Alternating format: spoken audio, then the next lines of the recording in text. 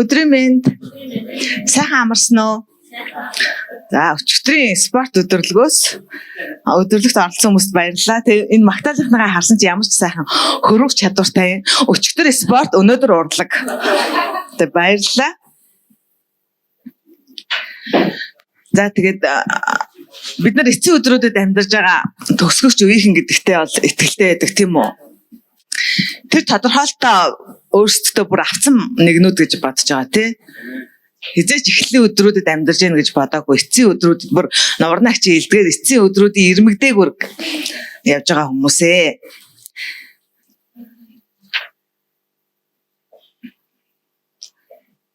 За Мика 4:1 дээр эцсийн өдрүүдэд эзний өргөөний уул нь уулсын тэргүүнээр тоогдож толгодын дээгүүр өргөгдөн ард түмнүүд түүн рүү цутгана гэсэн байдаг. Тэгэхээр эцсийн өдрүүдэд гэдэг чинь одоо бидний энэ амьдарч байгаа энэ үед байх нь нэ тий. Тэгээ эзний өргөөний уул нь уулсын дээгүүр тоогдно. Одоо тэр 7 уулын 7 одоо тодорхойлогдоод байгаа тэр соёлын дээгүүр эзний уулс тоогдно. Эзний уул гэдэг маань сүм. Ерөөсөө бид нар сүм. Тэгэхээр сүм чинь бид нар би энэ өргөөний амьд чулуу гэж дуулдаг тэр тодорхойлолтож бас бид нар зүрхэндээ авдаг тийм үү. Сүм гэдэг чинь энэ нөгөө бор өрөө биш, байшин барилга биш. Бурхантай хамт одоо түүний хувь тавилан мөшгөөд ингэж хамт мөнхөд ингэж аялж байгаа хүмүүсийн тэр зүрхээ нийлүүлж уйсан хүмүүсийн нэгдлийг л сүм гэж хэлээд байгаа штэ. Тэгэхээр бид нар тэр сүмийн чинь яг эд эсрэх гэн ахгүй юу? Амьд чулуу гэж хэлж байгаа маань. Тэгэхээр энэ чулуунуудаас сүмийн уул да бий болно. Тэгэхээр бүх уулсын дээгүүр тоогдох тэр уулс нь ердөө бид нар байхгүй юу? Бурханд итгэдэг хүмүүс буюу сүм өргөө байх нэ. Амен. За тэгээ бид нар яаж амьд чулуу болсон юм? Бид нар ингээд амьд чулуу гэд тэгэхээр Бурханаас өгсөн зүйлийг бид нар өөрсдөө хүлээж авснараа л амьд нэгэн мөнхийн нэгэн болсон шүү дээ. Тэгээ Бурхан биднэрт мөнх амиа өгсөн, амьд үгээ өгсөн. Тэр үгээ ингээ хүү болгоод бид нар төгсөн тэр хүүн ялзралыг үзээгүй энэ дэлхий дээр ингээ оршуулгадаж махан биеийн ерөөсөө ялзраагүй хизээч ялзардгүй. Тэгээ шин зүрхийг өгсөн биднэрт хуучин гэрээ шинэ гэрээгээр солигдоход чулуун зүрхний оронд махан зүрхийг буюу дуулуургүй хөзөн хөшөөтэй хөвгүүдийн оронд дуулууртай эцгийнхаа хэлнийг дагаад явдаг тийм зүрхийг биднэрт өгсөн. Тэгээ ариун сүнсийг өгсөн. Тэр бид нар тэр Бурханаас өгсөн тэр зүйлүүдээр бид нар өнөөдөр өөрийгөө би амьд чулуу гэж тодорхойлох бүрэн боломжтой бөгөөд бүрэн эрхтэй болсон. Тийм ээ. Тэгэд Бурхан мэдээж бүх зүйлийг ингэ биднэрт өгдөг. За би Март ингэж байж ахт миний ингэ ойлголтууд юм. Би ер нь нэг хоосорцсон. Ер нь хоосон ч байсан. Нэг нь хоосроод тэгээ айгу амар тэр нэг яана би юу ч ойлгохгүй яач баг ингэж сандрах биш. Айгу тийм амар тайван дотор хоосорсондоо би баяртай байсан. Тэгэд бүх зүйлийг яг шинээр сурмаар санагдсан. Хөөе Бурхан эцэг маань хин юм бэ? Би чи хаана байгаа юм бэ? Би чи яах ёстой юм бэ? Ингээ бүх зүйлүүдийг шинээр тодорхойлж шинээр ингэж авмаар санагдсан. Тэгэхээр ингээ Бурхан биднэрт зөндөө их юм зөндөөч гэж одоо тий саяны зүйлүүдийг өглөө мөнх амийг одоо тий ариун сүнсийг шин зүрхийг үгээ өгсөн. Тэгээ Бурхан авралыг биднэрт өгдөг гэж ярьдаг тий. Бурхан л авралаа өгдөгөө. Би хин нэгэнд ингээ авралыг өгөх эрх мэдэл надад байхгүй. Бурхан итгэлийн зохиогч учраас итгэлийг бас Бурхан өгдөгөө гэд энэ мэт ерөнхий ч юм уу ойлголтууд бид нар мэднэ. Гэтэл би эсвэл бүгдээрээ зарим нэг зүйлсийг Бурхан өгдөг гэдгийг мэдэхгүй би болгох юм байна гэж бодоод идэг байсан байна. Тэгэхээр Бурхан тэгээд би та нарт ч бас уриалж байна. Тэгээд Филипп пастрын 4 цуврал номыг бүр эхнээс нь уншихаар шийдсэн байгаа. Бүр ингэж тэр чинь айгүй өтгөн өтгөн ном байхгүй юу? Одоо ингээ эхний хуудсан дээр ихэд айгүй хэм ингээ шаа бичсэн. Тэр ингээ нөө ерөөсө хуудсан эргэдэхгүй байгаа байхгүй юу? Ингээ амар л хэд 2-3 өдөр уншсан чинь 2 хуудас л уншсан ч юм уу. Тэгэхээр энэ номоо би уншиж эхэлж байгаа. Тэгэхээр 13-ны бүлгийн уулзалтан дээр бас бүгдээрээ энэ намаар хийн шүү. За тэгснэ бурхан зөндөө юм өгдөг. Миний тарих зарим нь өгдөггүй гэж бодоод байсан юу байсан бэ гэхээр хүүхдүүд санхүүг бурхан өгдөг. Одоо санхүү чинь ингээд 100% 11 л бурханых биш 100% бурханых гэж яриад байгаа шүү дээ. Санхүүг олох тэр хүч чадлыг бурхан өгдөг. Ингээд эрүүл сайхан харилцааг бурхан өгдөг гэвчихсэн байхгүй юу? Тэгээ сүнслэг ойлголтыг бас бурхан өгдөг. Дотоод гүн ухаарлыг эцгүүдийг өгдөг. Сүнсний ах дүүсийг өгдөг. Тэгээ тухайн газарт нөлөөлөх тэр уур амьсгалын өөрчлөлт шинжилэлтийг өгдөг. Ингээд зөндөө байгаа. За хүүхдүүдийг бол бурхан яг биднээс өгдөг. Би энийг бас амьдралаараа яг мэдсэн. Ингээд 2 охинтойгоо гурлан амьдардаг үед байсан.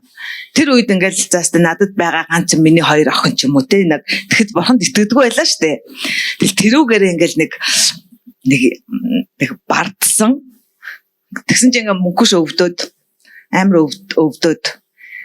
Тэгээ би дараа нь итгэж болцсон байсан. Тэрний дараа ингээд мөнгөш амар өвдөд.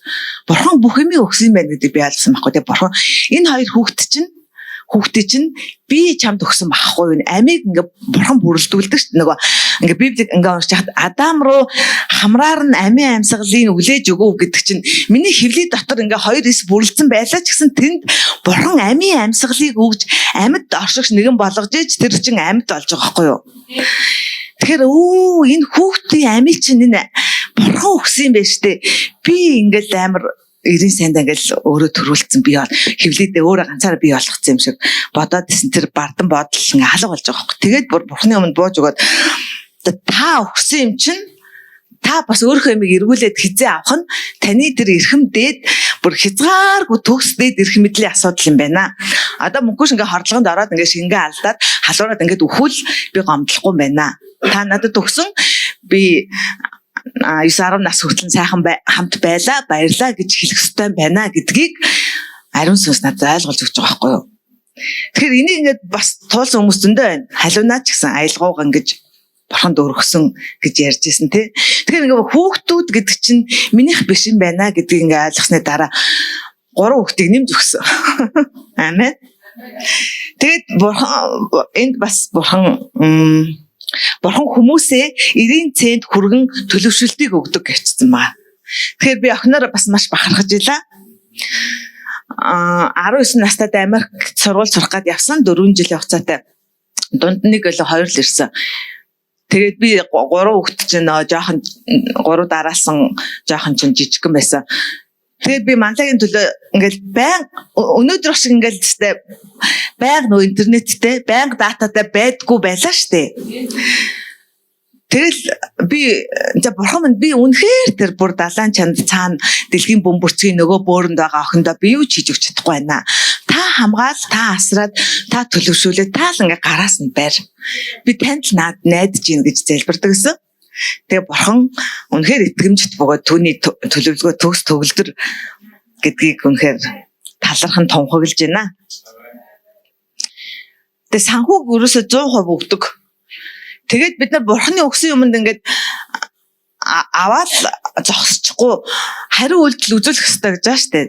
Тэгээ бид нар ингээд хин нэгнээс зүгээр л сүнслэг биш зарчим дээр ч гэсэн хүн надад юм өгөхөд ингээл аваад явчихвал муухай ч ядаж хариуд нь баярлаа. Өстө үнэхээр хэрэгтэй байсан юм аа. Тэр шиг бид нар бурхан чи амьд нэгэн учраас бид нар амьд нэгэнтэй харьцаж байгаа юм шиг л харьцах хэрэгтэй байхгүй юу? Бид нар зүгээр нэг ганданд байдаг нөгөө нэг ямар жансрасиг үлээ юу жанрасиг үлээ тийм амьгуун тийм шүтэнтэй харьцаагүй штэ. Тэгтээ бид нар яг тарих зүрхээ байнга л нэгтэлж явах штэ.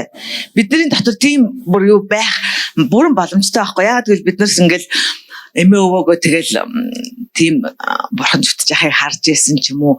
ер нь хүний дотроос юу эс гарахыг ер нь л байнга ариун байдлыг өмсөж явах ёстой л гэж хэлэх гэж байгаа байхгүй юу. Тэгээ энэ надад ингээд намайг бүр ингээд зохиод авах шиг болсон юм. Бурхан эрүүл сайхан харилцаануудыг та нарт өгдөгөө. Би л харилцаагаа бариад байдаг юм шиг бодоод ирсэн байгаа байхгүй юу. Бурхан өгдөг байгаа байхгүй юу. Тэгэхээр ингээд бууж өгсөн. Би чинь ингээд хүн амьтантай хайтан харьцгаад өгдөг чинь тий. Тэгэхээр энэ тархин доторх тэр бодлуудаа бүр ингээд өөрөөр бодох болж эхэлж байгаа байхгүй юу. Энэ ерөөсөө ингээд яарлагтайгаа гэдэг шиг те эрүүл сайхан харилцаа гэдэг чинь цоо шин ямар ч холцгүй яарлагтайгаа тийм эрүүл сайхан харилцааг өгж байгаа бурхан сүнслэг ахын дус. Тэгэхээр тэрийг нь би яг тэр эрүүл сайхан чигээр нь авч явж тэ хариуцаж усалж тэтгэж яах нь миний хариуцлага байгаа байхгүй юу.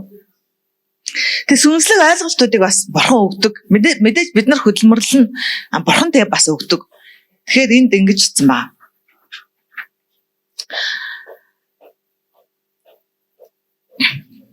Сүнслэг ойлголт бүрэн утгаараа сүнслэг ойлголтыг сайн ойлгохгүй бол бид яаж захин зарцуулах вүлээ? Сүнслэг ойлголт нь оюун санаа руу хөрвүүлэгдэн хүний хэлээр орчуулагдах хэрэгтэй. Тийм учраас бидний оюун ухаан хэлбэржигдэн, өөрчлөгдөж, шинжлэгдэн тэгснээрээ сүнсний зүйлсийг захиран зарцуулж чадах төдийгүй өөрсдийн дураар нэмж хачирлахгүй, өөрсдийнхөө тайлбарлахгүй, хольц оруулахгүй, мушгин гуйлахгүй байхыг сурна. Энэ өгүүлбэр өстэй бас л зохиод авсан. Тэгэхээр ингээд бид нар нэг юм ингээд уншаад ойлгочихлаа. Энд чи юм биш үү гэд өөрийнхөө тарихаар холцтой бодлороо ингээд ороод ингээд одоо яа гэдэг лээ. Ингээд процесст оруулаад ингээд дүгнэлт хийгээд ингээд гараад ирэх боломжтой байгаа байхгүй юу? Тэгэхээр яг л бурхнаас өгсөн ойлголтоороо байх юм бол энд яана гэж байна. Нэмж хачирлахгүй, өөрсдийнхөө тайлбарлахгүй, хольц оруулахгүй, мушгин гуйлахгүй байх хэрэгтэй. Энэ бидний хариуцлага, үүрэг хариуцлага. Бурхнаас авсан зүйлээ холцохгүй байлгах. Тэгээд бас дотоод гүн ухаарлыг бурхан өгдөг гэсэн. Энэ дээр жишээ нь ингэж нэг Үлс намн дээр Петр басаад ярьдаг штэ. Ариун сүнсээр бүгдээрээ дүүрэлэн гэсэн чинь та нар чи өдрийн цаг байхад сохт байгаа мó хаашаа ингээл тэнгүүт Петр басаад ярьдаг штэ. Тэнгүүт тэр хүмүүс тэр үг нь тэр хүмүүсийн зүрхийг ингээ утгаар зүсэж байгаа юм шиг хөндөд тэд нар ингээ дотоод ухаарлыг чи юу болоод байна гэсэн тэр дотоод гүн ухаарлыг хүлээж авсан байгаа аахгүй юу. Тэгэхээр энэ би тэгж бодоод ийн гэж бас бодоод байдаг чинь бурхан надаа өгөөд ийн гэж бодвол бас айгүй өөр бөгөөд энд хүндэтгэлтэй эмээлттэй хандах юм байна гэж би бодож авсан байхгүй юу. Тэг эцгүүдийг бурхан өгдөг. Үнэхээр сүнслэг эцгүүдийг бурхан өгдөг. Эцгүүдийг өгж байгаа зорилго нь би өөр эцэг болохын тулд надад эцэг өгч байгаа байхгүй юу. Зүгээр би эцэгтэй байгаал би өстө хотын сүмийн хоёр бас миний эцэг штэ гэл сайрхаал өнгөрөөл тэгэл би хид хүрдгийн тэгэл өөхөх биш. Би эцгүүдтэй байгаа бол тэр эцэг намайг бас надад өөрийнхөө өвийг өгснөөрөө тэр өв дотор чинь би эцэг болж чадах тэр хүч нэгүүлснээр багцаараа байдаг байхгүй юу. Тэр би түүнийг авснараа би өөрөө эцэг болоод болох төдийгүй ахаад цаашаа би хөвгүүдийг төрүүлж чадах тэр хүч нэгүүлсэн бас хамт байгаа аахгүй юу. Ингэжээж тэр мөнхийн зүйлүүд чинь явдна. Мөнх ам ялзаршгүй мөхөшгүй үг ариун сүнс тэр шин зүрх Христийн оюун бодол эднэр чи үеэс үед ингэж дамжигдах мөнхөд байх гэдэг мөнх гэдэг утга санаа чиг энд явж байгаа аахгүй юу. Тэгээд эцгүүд өргөөний эцгүүд бид нар бүгдээрээ өөртөө эцэг болж төрснөөрөө бас эцгүүдийн бас ажлын гол зорилго юу гэхээр таван талд үйлчилдэг хүмүүсийг бас төрүүлэн гаргахын тулд тэр таван талд үйлчлэл гэдэг чинь мэдэн штэ тий багш, пастор, иш үзүүлэгч, авралын зарч, номлогч. За тэгээд энэ хүмүүс өргөнд төрж гарснараа яах гэхээр ариун хүмүүсийг босгон байгуулахын тулд тахгүй юу? Зүгээр л өөртөө ингээл би өгсөн хүнийг амьдлдаг болсон ингээл нөгөө Филипп пастор хэлдэг штэ. Өгсдийг амьдлдаг гэдэг клуб нэгээгээ явчаагүй гэдэг шиг. Тэгэхээр бүх зүйл ингээ өргөөн дээр ингэж төвлөрөөд байгаа ч дээ. Тэгээ ариун хүмүүсийг босгон байгуулахын тулд тэр үйлчлэлүүд хэрэгтэй. Тэр үйлчлэгч хүмүүсийг өсгөж, тойрнуулж, төрж гаргахын тулд эцгүүд байдаг. Тэгээ бурхан бас сүнслэг ахыгч дүүс нарыг өгдөг байхгүй юу? Одоо бид нар шүү дээ яах юм? Сүм байгааг бол би халуунаатай хаана танилцах юм? Халуунаад би яаж зүрхээ өгөх юм? Халуунаа надад яаж зүрхээ өгөх юм?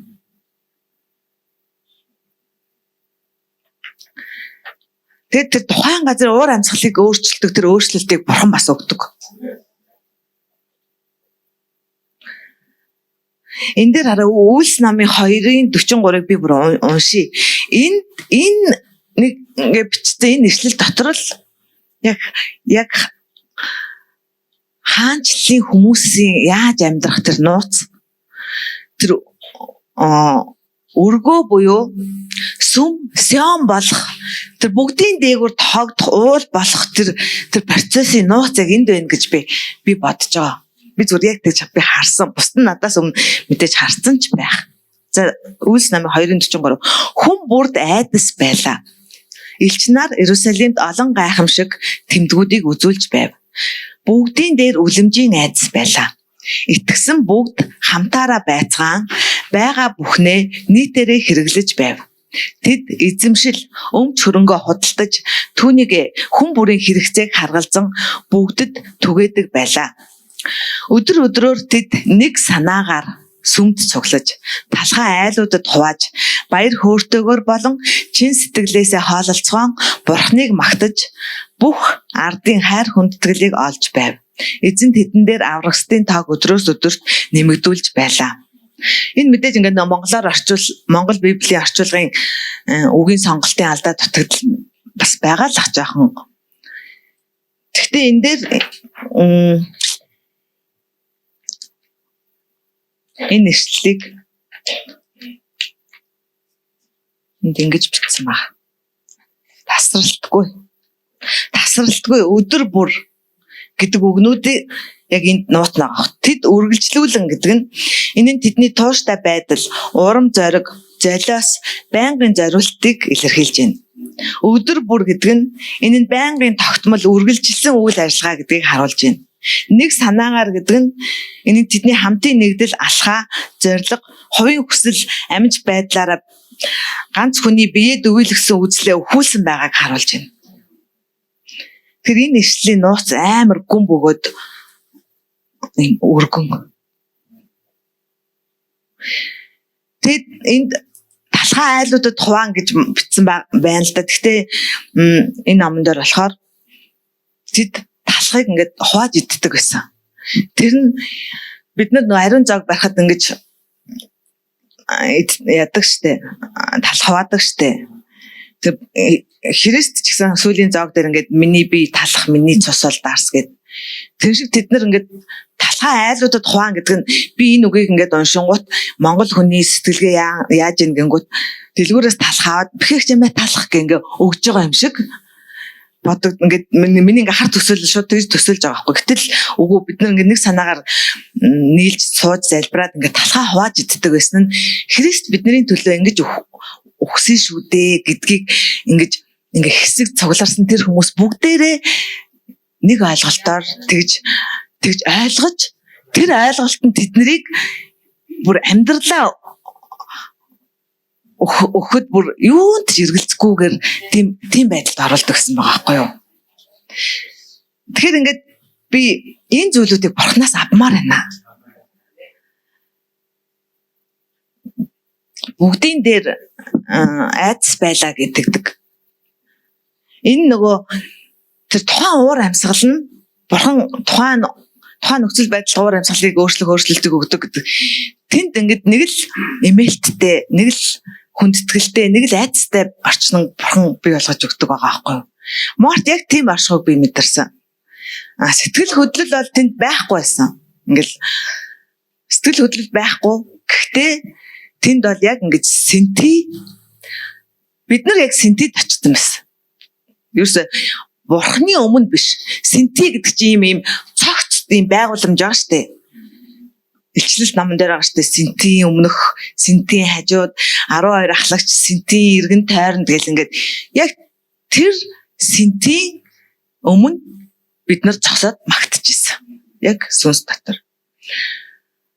Тэр уур амьсгалыг бурхан өгдөг байгаа байхгүй юу? Тэр тэнд чинь айдас имэлт байхаас өөр на гэдэг тийм сэтгэл хөдлөл байдгүй юм байна.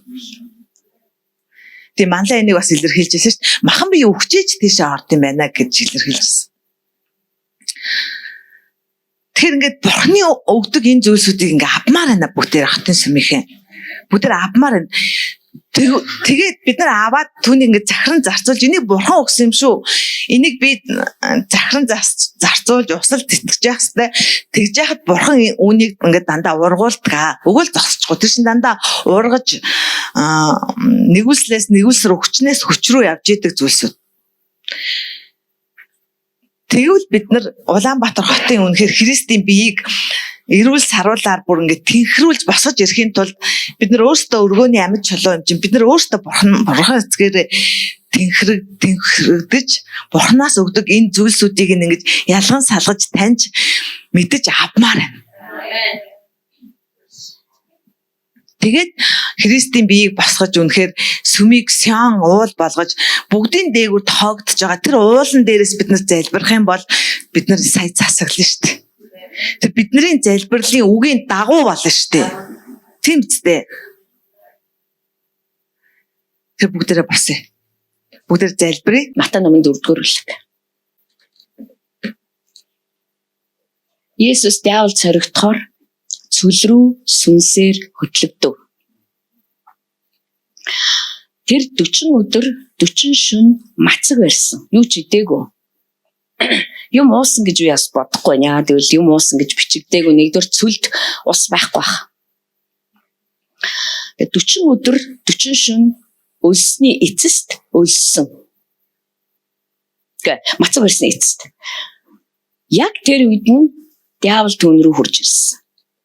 Тэгээд түүнд хэрв чи бурхны хүү мөн бол энэ чулуунуудыг талах бол гэж тушаа гэв. Гэвч Есүс хүн зөвхөн талахаар биш харин бурхны амнаас гарах үг бүрээр амьдрна гэж бичигдсэн байдаг гэж хэлв. Тэгэхэд диавол түүнийг ариун хотод аваачаад сүмийн орой дээр зогсоогоод түүнд хэрв чи бурхны хүү мөн бол доошо өсөр. Учир нь тэрээр тэнгэр элч нартаа чиний талаар тушаана. Дуулал ирнэг штэ. Чамайг хөлөө чулуун зогчихгүй гэсэндээ тэд нар чамайг гар дээрээ өргөн авч явна гэж бичигдсэн байдаг шүү дээ гэв. Есүс өөрийн бурхан эзнээ бүүс орь гэж бас бичигдсэн байдаг гэлээ. Диавол түүнийг дахин асар өндөр ууланд аваачаад дэлхийн бүх хаанчлыг болон сүр хүчийг нь үзүүлээд хэрв чи сөхрөн надад мөргвөл энэ бүхнийг би чамд өгье гэж хэлэхэд Есүс зайл сатана чи өөрийн бурхан эзэндээ мөргөж зөвхөн түүнд үйлчил гэж бичигдсэн байдгиймаа гэж хэллээ. Тэгээд диавол түүнийг орхиход тэнгэр элч нар ирж түүнд үйлчлэв. Лук номыг харах юм бол Есүс цүлд байхдаа ганцаархнаа байсан. Гэхдээ түүнд аратан амьтад анд нөхөр болж илаа гэж байгаа. Лук номон дээр. Юмс маш зөв явагдаж байсан учраас энэ цүлийн сорилт эхэлж байгаа маа. Хэрвээ бид нар өмнөх бүлгүүдийг унших юм бол бүр Матай 1-ээс эхлээд унших юм бол Есүс яаж төрсөн, төрхийн өмнө юу болж байсан тийм ээ. Тэгээд яаж өссөн, дараад нь Иохан Баптистийн үйлчлэл Иохан Баптист хүртэл яаж төрснийг бид нар Лук номон дээрээс харж байна. Бурхны ажил маш эмх зэгцтэй дэс дараатай. Тэгээд яг ингээд нэг тийм өөрийн гэсэн тийм цаг хоромтой ажиллаж байгаа. Юунаас шалтгаалахгүй энийг бид нар аягуулсан ойлгох хэрэгтэй. Бурхан ерөөсөө энэ дэлхийн юмнаас шалтгаалж ажиллахгүй. Энэ дэлхийн хүмүүсээс за энэ хаан байна, тэр ахлах тахилж байна гэж ажиллахгүй. Тэр яг Бурханы ажиллах цаг ирж байгаа учраас тэр яг өөрийнхөө цагийн дагуу л ажиллаа хийнэ. Тэгээ энийг бид нар мэдэх юм бол миний амьдрал дээр тэр би одоо яг ямар байгаа, юу туулж байгаа, яаж байгаа, ийж байгаа гэдэг дээрээ бага анхаарад түүний ажиллаж байгаа дээр нь бид нэр илүү их анхаарлаа тавих боломжтой. Тэгэхээр явагцаар агаад Иохан Баптист дээр Есүс хурж ирсэн. Тэгээд Есүс хурж ирээд усаар угаалгая гэсэн. Иохан Баптистийн үйлчлэл нь өөрөө бүхэл бүтэн одоо гайхамшигтай зүйлс байгаа штэ. Номлсон тэр чин зүгээр бас цөл рүү явчаагүй. Бурхны үг түүнд ирсэн эхлээд. Үг ирсэн учраас тэр явсан цөл рүү. Цөлд очиод тусгай хоолны дэглэмтэй байсан. Тусгай өмсөх хувцастай байсан. Энэ бүгдээрээ маш чухал бид нар зүгээр л заяахтай тэгэл одоо тэгэл тэр үедээ тэгэл өмсөх хувцгүйч байсан ч юм уу. Үгүй энэ чинь бүгдээрээ айгүй чухал хэрэг бид нар ингээд тос бүр дээр нь бодож үзэх юм бол бид нар бодох юм бол Христийн оюун ухаан биднээс суугдах гэдэг байгаа байхгүй юу. Бодохгүй болохоор чинь бид нэр хүнийхээ бодолтой үлдчих гээд нь штэ. Тэгээд Иохан Баптистд үг ирсэн, цөл рүү очсон, хамаг юм явагдсан, хүмүүст Бурхны өгсөн үгийг дамжуулсан. Тэрнээсээ гадна Иохан Баптист яг мэдсэн биз. За одоо би яг хувь тавилангаа гүйцэтгүүлэх цаг ирсэн юм байна. Би ирж яваа нэг зарлах юм байна. Одоо би одоо энийг төсөөлж бодох юм бол одоо том тайз байна гэж бодъё. Тэгээд тэр тайзан дээр чинь зөндөө олон хаадууд хаанчилж байгаа, зөндөө олон одоо захирагч нар ажиллаж байгаа, харанхуй хүчин бүгд байраа эзэлсэн ажиллаа хийж байна. Тахилч нар ахлах тэргүүн бүгд байраа эзэлсэн ажиллаа хийж байна. Харин Иохан Баптистийн дуу хоолой фарисеучуд, садукачуд, хуулийн багш нар тэнд бүгдээрээ оволцож байна тийм үү? Иохан Баптистийн номлол бол бүгдийн чимээг болгосон. Бид нар хэрэг Матай номыг, Лукийг, Маркийг унших юм бол анхааралтай унших юм бол бүгд Иохан Баптистийн дуу хоолойг сонсоод нэг л зүйлийг бодсон гэж байгаа байхгүй. Тэгэхээр тэр чинь уур амьсгалыг тэр дуу хоолой чинь нэг тийш хандуулж чадсан байна. Тэр цөл байсан хамаагүй шүү. Тэр микрофонгүй байсан хамаагүй. Тэр одоо хүн нэг тийм хараад байхаар хуцтаагүй байсан хамаагүй. Тэр одоо царцаа идэж зүгийн бал иддэг байсан ч хамаагүй. Түүний дуу хоолой нэг тийм сонин долгионыг одоо тараагаад байсан. Тэр долгион одоо тийм бүх хүмүүст одоо тэр хуулийн багш нар, фарисеучуд, садукачудаас ахуулаад хамгийн игэл жирийн хүн хүртэл бүгдээрээ нэг л зүйлийг сонирхож ирсэн. Тэр нь юу байсан бэ гэхээр хүшинчтэй нэр аврагч ирэх гээд байгаа юм шүү дээ. Арай эртсэн юм биш үү? Тэгвэл арай Иохан Баптист аврагч юм биш үү? Бүгдийнх нь анхаарал яг тэр аврагч руу одоо ингэж татагдаж эхэлсэн маа. Яг тэр үе дээр Есүс Христ Иохан Баптист дээр хурж ирсэн. Баптизм хүртэхийн тулд Галилаас гэж байна. Тэгээ Иохан Баптист түүнийг хараад таньсан байгаа юм. Би танд одоо баптизм хүртэх хэрэггүй маа. Одоо нөгөө хийж байгаа үйлчлэлтэй автчаад байна шүү дээ. Нөгөө хүн чинь автсан учраас одоо нэг хүн ирээл угаалглаа, тэгэл залбирлаа, гараал явлаа, дараагийн хүн ирлээ угаах гэсэн чинь нэг тийм угаах зохистой одоо тэг би танаар угаалах хэвээр шүү дээ. Гайхсан тэр үнэхээр. Аврагч ирэхийг би зарлах дуу хоолой мөн гэдгээ тэр мэдчихсэн. Гэхдээ аврагчийг би усан баптизм хүртэн гэдгийг тэр мэдээгүй. Тэгэхээр аврагч ирэхийг зарлахаар арахгүй, зарлаад өөрлөө нэрэхэд усан баптизм хүртэх ёстой. Энэ бол Иохан Баптистд ойлгомжгүй байсан л да. Яг тэр хормонд бол нөгөө өөрийнхөө хийж байгаа үйлчлэлийг одоо юу гэж хэлжсэн бэхээр би бол гимшлийн төлөө усан баптизм хүртээж байгаа маа гэсэн. Гэтэл Есүс хүрээд ирэхэд тэр нэг юр бусын ариун байдлыг мэдэрч штэ. Энэ бол ямар ч байсан гимтлийн биш гим нүглийн баптизм хүртэхээр нэгэн бол биш. Энэ бол надаас агуу нэг юм байна гэдгийг тэр чинь одоо харсаар л өөртөө чацуу. Тэр 6 сарын зөрүүтэй штэ. Харсаар л залуу. Тэгсэн мөртлөө тэр ирж байгаа үе түм хүмүүсээс амар өөр ариун ерөөсөө тийм би тэр хүнийг барьцсан ингээл гим нүглийг нөршөө юу остой юм байхгүй гисэн ч гэсэн яг тэр үед Иохан Баптист үнэхээр гайхсан. Үгүй энэ чи юу вэ? Би яг хийх ажлыг хийжсэн чи юу дундуур нь юу ороод ирвэ? Би зүгээр та нар сонирхолтой болох гэж ярьж гэж байгаа юм. Библи угаасаа тасархаа. Ямар ч киноноос үнэхээр гоё. Тэгээд Есүс түн тайлбарч өгсөн. Энийг хийх нь их гоё. Ингэж хэлсэн маа. Энийг хийх нь хэдэн зууны турш Бурхны гүйцэлдүүлж ирсэн зөвхт байдлын оргил нь байх болно гэж хэлсэн. Англи Библийг унших юм бол. Хэдэн зууны турш бурхан хүүгээ ирээд гэм нүглийн асуудлыг шийдэх тэр ажлыг харж одоо юмсыг зүв болгож исэн байх нь ш. Хүү иртэл бүх юмс зүв болохгүй. Гэхдээ зүв болгоод байсан. Бүрэн дүүрэн хизээ зүв болох вэ гэхээр хүү ирлээ. Тэгээ заавал Иохан Баптистаар тэр баптизмыг хүртэх ёстой байсан. Тийм учраас Есүс түүнд маш энгийн үгээр тайлбарсан. Хэдэн зууны турш бурханы хийжсэн зөвхт ажлыг бүрэн гүйцэтгүүлэх ажиллагаа бол одоо чи намайг усаар угаах явдал юм а гэж. Тэгээд Иохан Баптист ерөөсө маргалтаагүй шууд түүнд усан баптизм хүртээсэн. Би энэ өмнөх үе зүйлийг заавал унших хэрэгтэй байхгүй юу? Есүс уснаас гарч ирээд залбирсан гэж байгаа. Луг дээр байгаа. Залбирж байхад ариун сүнс түүний дээр маш зөөлөн бууж ирээд түүнийг бүр хувцас мэт өмсөв гэж байгаа. Одоо өөрөөр хэлбэл Есүс Христ одоо үйлчлээ эхлэхэд бүрэн зэвсгэлж штэ. Бүрэн хувцастайгаа болж одоо бүрэн бүтэн болж байна тийм үү. Тэгээд тэнгэр нээгдсэн. Тэгээд эцэг өөрөө дуу хоолоогоор хүүргээ ярьсан. Хүүргээ ярьсан энэ их чухал.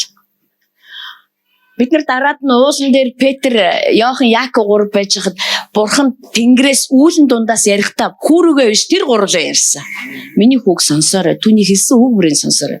Харин энэ удаад бол бурхан хүүдээ хэлсэн. Энэ бол миний хайрт хүү. Марк, Лук энэ төр дээр чи бол миний хайрт хүү. Чи миний баяр баясгалан. Чи миний таашаал, миний таалал чиний дээр байдгийм а гэж хүүдээ хэлж байгаа байхгүй юу?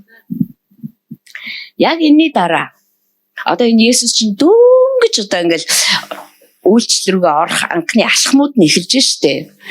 Үүний дараа ариун сүнс түүнийг хөтөлж эхэлсэн. Яг л ариун сүнс түүнийг өмссөн байгаа штэ. Тэгээ ариун сүнс түүнийг хөтөлж эхэлсэн. Энийг бид нар ойлгох нь аюул чухал. Тэгээд бүр цөл рүү аваасан. Тэгээ ямар зоригтой вэ гэхээр зүгээр цөлд аваач 40 өдөр 40 шил хоол ундгүй газар аваач жоохон өсгий гэсэн юм биш. Албаар диаволд бүр албаар сорилтонд оруулах гэж авч явсан. Тэгээ энэ үнэхээр сонирхолтой санагддаг. Яг л бид нар өөрсдийнхөө бидний амьдралд бол зөндөө олон одоо юм бидний өсөлтийн чинээгээр тодорхой хэлбэрийн цөлүүд байдаг. Биднийг одоо Христ дотор өсөж байхад. Тэр цөлүүдийг бид нар танихаасаа илүү нэг тийм одоо зовлон одоо тийм нэг хүнд хэцүү зүйл гэж хардаг. Одоо хүнийхээ л үнээр бид нар одоо юмыг сүнслэгээр одоо харах болчиход байна л да. Тэгээд хамгийн гол нь тэр цөл рүү ариун сүнс өөрөө дагуул орчиж байгаа байхгүй юу?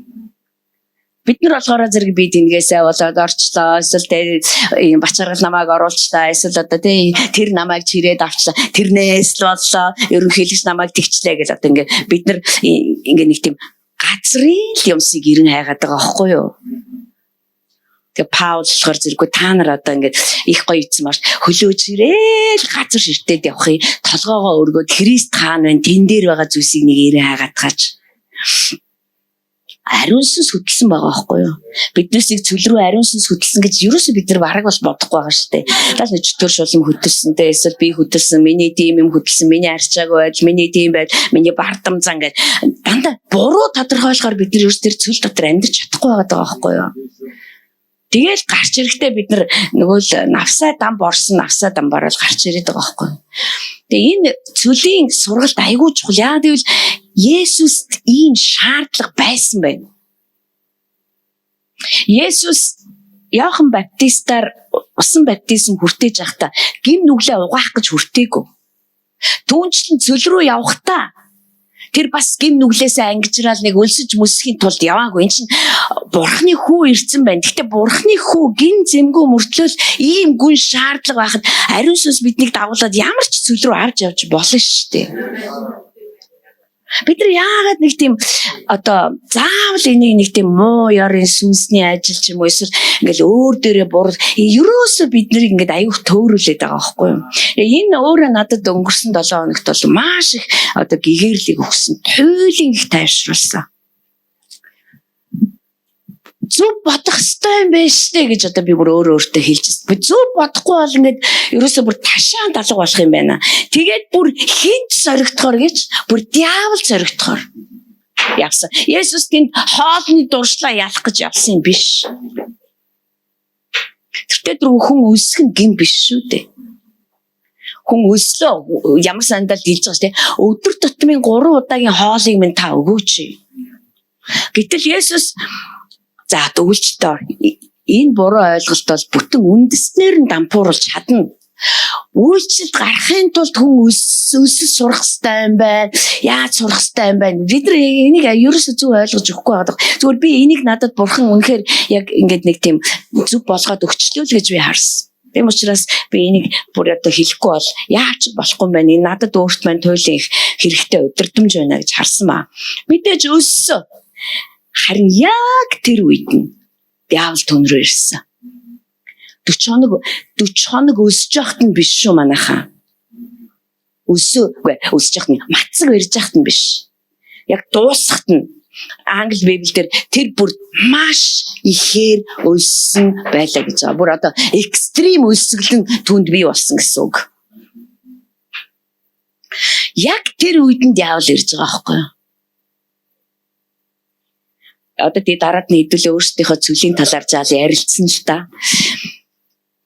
Диавол та хоёрын амьдрал руу гарааш одоо хамцуугаа шумлаад дуртай цагтаа дуртай үедээ орж ирж чадахгүй.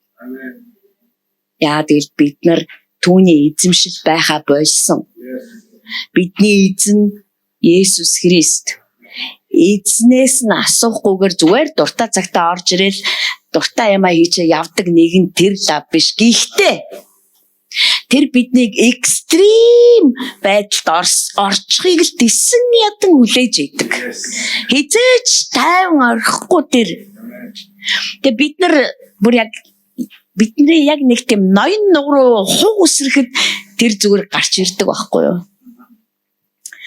Есүс яг үнэхээр өссөн байсан. Диавол яг тэр үед нь гарч ирсэн. Тэгээд хийсэн. 3 удаа сорьсон л доо ер нь бол 3 янзын 3 төрлийн сорилтоор гэх юм уу та.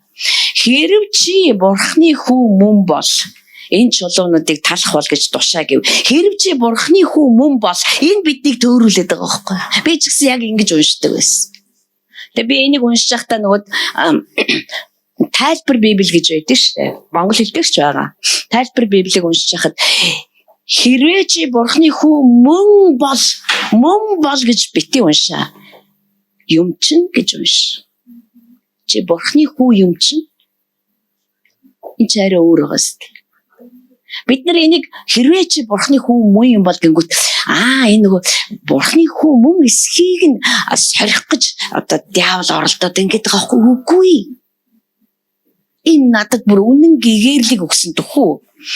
Чи нэгэн ч бурхны хүү юм чинь чадсан штэ. Энэ чулуунуудыг талхуул гэлчиж. Эн чинь чи өөрийгөө баталж амьдр гэдэг аахгүй юу? Баталж амьдр. Чи содо чи бурхны хүүхэд штэ. Угаасаа. Чи байдгаараа хичих штэ. Чи өстө үнэхээр хүү гэдгээ бүх хүнд харуулах штэ. Чи батлаач. Чи өөрийнхөө зөв гэдгийг батлаач. Чи хүү гэдгээ батлаач.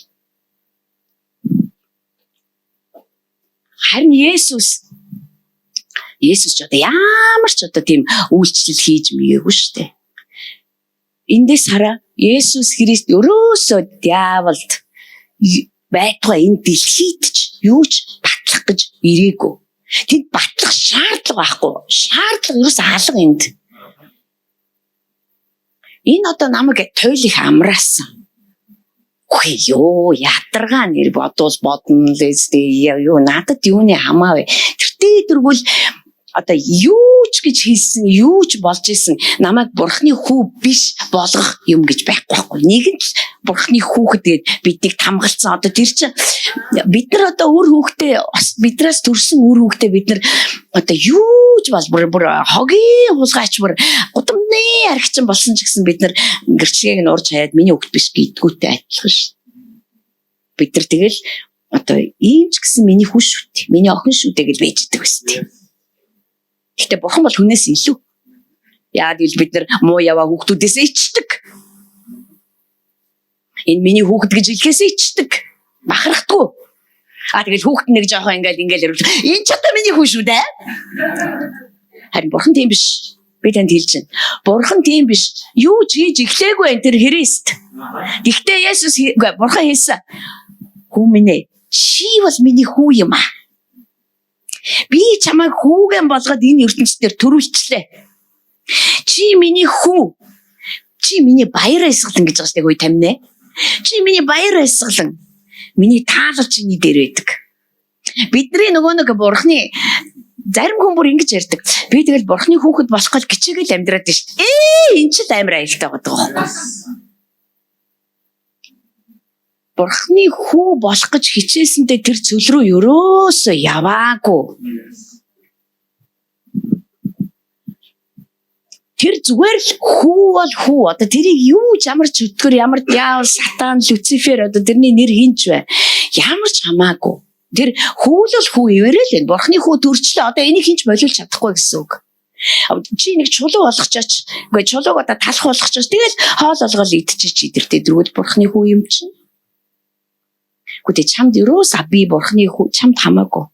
Би нэг чулуу олгож идсэн ч миний чулуугаар нь идсэн ч миний дур талгаар нь идсэн идэггүй байсан ч миний дур ямар гайх бурхны хүүгийн нэг тийм юр бусын нэг тийм зөвхөн диаволыг захираад байгаа биш зүгээр бүр өөрийгөө бүр тэ яасан ч миний дурдах уу би идсэн ч эсэдсэн ч миний чамд бол ерөөсө хамаа аахгүй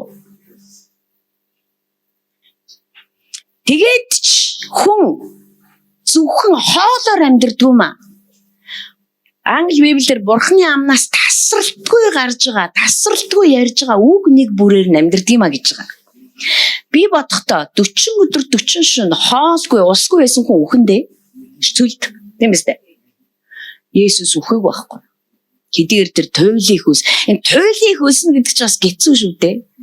Бидний зарим маань жичрэн салгалан те юу ч хамаагүй ингээл амруугаа хийгээл бүр одоо ерөөсө бүр зүгээр байж чадаад монголчууд бол ихэнхдээ яаж илэрхийлэгддэг вэ гэхээр аюу хууралдаг тийм ээ уурлаас бохимдаа үхнэ өөрийгөө захирах одоо тэр юу нь алдагддаг гэхүү дээ.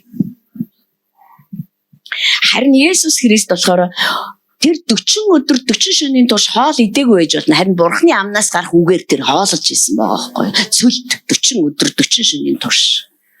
Бидний амьдралд тохиолдох цөлүүд байгаа. Бидний зарим маань зөндөө олон цөлийг одоо туулсан байгаа. Одоо цөлийг цөмөрөө дахиж тодорхойлно л доо.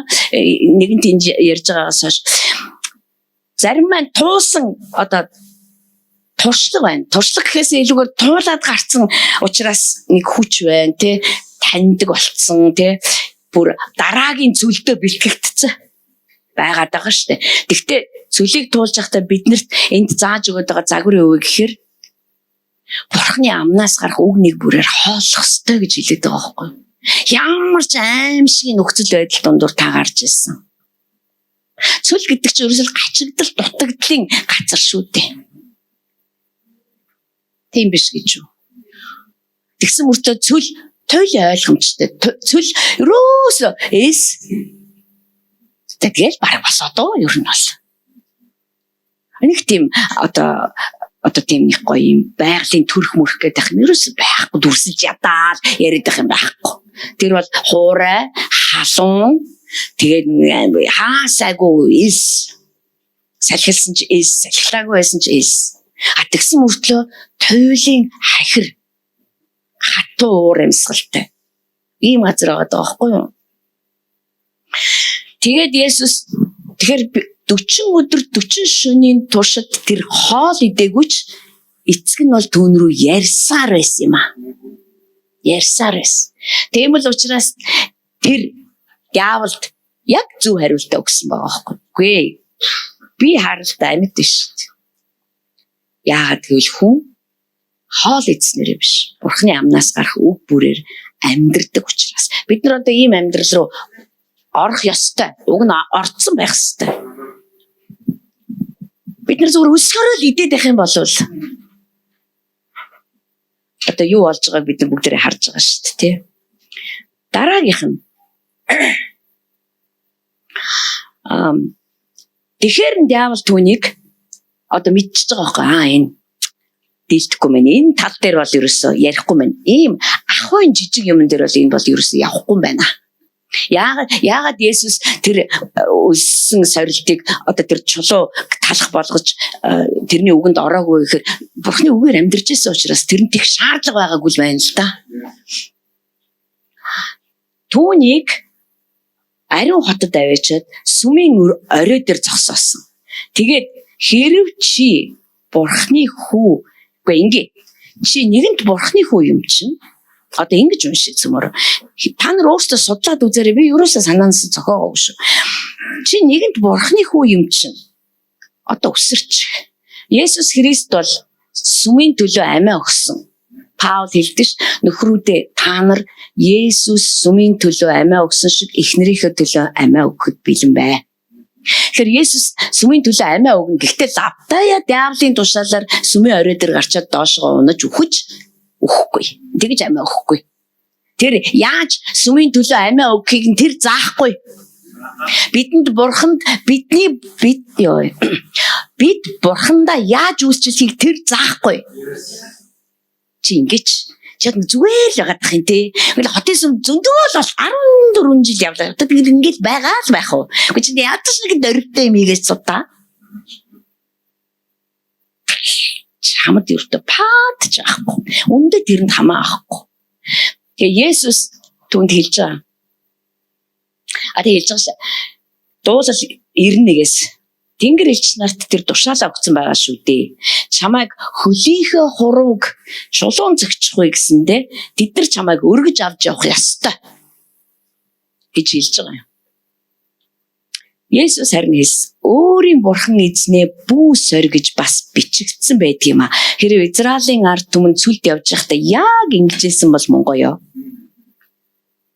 Гэтэл Есүс Христ хурж ирээд цүлд хүн бие яаж авч явах талаар зөв биднэрт загвар үлдээж идэг шин.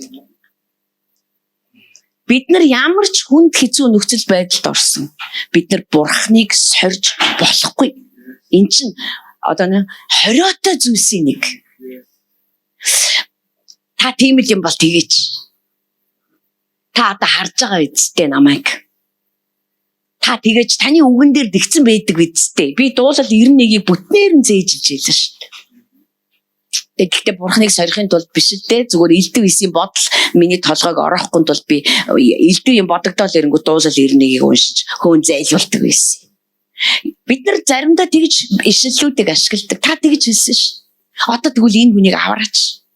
Та ингэж хэлсэн шүү. Одоо тэгвэл тэгээч. Энд чи бид нар ерөөсөө хин миний амаар яриад байна гэдэг чинь бүр эндээс яг харагдаад байгаа байхгүй. Гэтэл Есүс Христ хэлж шин энэ чи 40 өдөр 40 шөнө өссөн. Гэхдээ ариун сүнсээр пиг дүүрэн. Бурхны үгээр затгалан хүн ярьж ийн энэ чи. Өөрийн бурхан эзнээ бүү соргиж үйдэн шүү. Би эцгийгээс сорихгүй. Сүмийн төлөө түүнд зориулсан зориг өөрөөр биелнэ. Өөр байгаа. Тэрийгээч тэр диаволтой хуваалцах шаардлага. Тэр чинь угаасаа ямар шаардлага байхгүй. Дараагийн 3 дахь сорилт болохоор зэрэг түүнийг асар өндөр ууланд аваачсан. Дэлхийн бүх хаанчлыг болон сүр хүчийг нь үзүүлсэн. Тэгээ хэлсэн хэрв чи сөхрөөд надад мөргвөл энэ бүхнийг би чамд өгнө гэж хэлсэн. Есүс зайл сатана чи өөрийн бурхан эзэндээ мөргөж зөвхөн түүнд үйлчлэгэж бичигдсэн байдгиймаа гэж хэлсэн ба. Колосын номон дээр Есүс Христ загалмай дээр бидний гин нүглийн бүх одоо жагсаалтыг биднийг баривчилж тамд хаях бичигтэй хамт загалмай дээр хадсан замаасаа зайлуулсан. Тэгээд харанхуйн эрх баригчдын ёс бусаар авсан эрх мэдлийг нь булааж авсан гэж байна. Диавол үүндээ ямар ч эрх мэдэл авахгүй. Түүнд байгаа эрх мэдэл нь хууль бус. Тэр Адамыг хуурж байгаа татсан. Тийм учраас диавол дандаа өөрт нь эрх мэдэл байгаа гэж бидэнд мэдүүлдэг. Чи над руу орж чадахгүй. Биднийг айлгадаг. Санхүүгийн уул чи над руу орж чадахгүй шүү дээ. Чи зүгээр шороо, тоос, хумхийн тоос ахгүй юу? чи над руу орж чадахгүй. Тэр чинь хууль бусаар хулгай хийсэн гэмт хэрэгтэн байхгүй юу? Хууль бусаар юмсыг эзэмшиж байгаа юм. Бидэнд санхүүгийн мэдлэг хэрэгтэй байна уу? Хамгийн нэгдүгээр мэдлэг чинь энэ байна. Хууль бусаар тэр уулыг эзэмшиж байгаа юм. Бурхан өгөөдөө өсөж том болонгууд хууль ёсны өв залгамжлагчаараа тийш явуулах болно. Амен. А жоохон хүүхдүүд бол явж болохгүй. Заавал харин биднэрт үгүй. Энд чинь хууль ёсных. Би эзэмш. Тэр бүр Бурханы хүүд ингэж хийж чадсан гэж бодчих. Бурханы хүүд шүү дээ. Хэрв чи Бурханы хүү юм бол зүгээр надад л мөрөгчих чи ерөөсө тэгэл болоо. Заавал бид нар дандаа товчлох арга замыг зааж өгдөг. Дандаа нэг амарчлах юмыг зааж өгдөг. Монголчууд бидний яг сул талыг тэр мэддэг байхгүй. Монголчууд бидний экстрим сул талыг тэр мэддэг. Тэрний юу гэхээр бид нар дандаа юмыг амарчлах, юмыг товчлох, юмыг орлуулах, монголчлох. Тийм бүр нэг генийн төвшин хүртэл эвдэрсэн тийм ДНК-таа гэдэг тэр мэдээд байгаа байхгүй юу? Бидний бодлыг уншиж чадахгүй ч гэсэн тэр биднийг иймэрхүү төлөвтэй олсуудаа гэдгийг мэддэг учраас ингээл тавчилж штэ чи зүгээр яг одоо эзэмгүй зүйл хин чамаа харах юм зүгээр мөрөглөө өглөө.